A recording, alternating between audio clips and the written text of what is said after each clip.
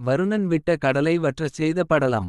மதுரையில் அபிடேக பாண்டியன் மாணிக்கம் விற்ற படலத்தில் முடிசூட்டப்பட்ட இளவரசன் ஆட்சி செய்து வந்தான். அவன் சித்திரை மாதத்தில் சிவபெருமானுக்கு ஒரு பெரிய திருவிழா நடத்தி சிறப்பாக பூஜை செய்தான். அதே நாளில் இந்திரனும் பூஜை செய்து கொண்டிருந்தான். அபிடேக பாண்டியனின் பூஜை முடிந்த பிறகுதான் இந்திரன் தன் பூஜை செய்ய முடிந்தது. இதனால் இந்திரன் மனது வருத்தம் அடைந்தான்.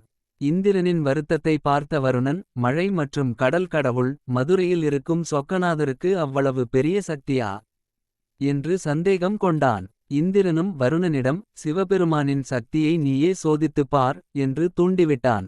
வருணன் தன் சக்தி எவ்வளவு என்று காட்ட நினைத்து உடனே பெரிய பெரிய 7 மேகங்களையும் வரவழைத்து அவர்கள் மூலம் மதுரையின் மீது பலத்த மழையை பொழியச் செய்தான்.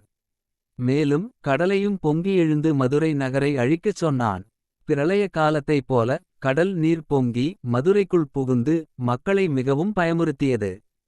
மக்கள் அபாயத்தில் இருந்தார்கள். உடனே அபிடேக பாண்டியன் பதற்றத்துடன் ஓடிச் சென்று சிவபெருமானிடம் சொக்கநாதரிடம் இறைவா, வருணன் நம் மதுரையை அழிக்கப் பார்க்கிறான், எங்களை காப்பாற்றுங்கள் என்று வேண்டினான்.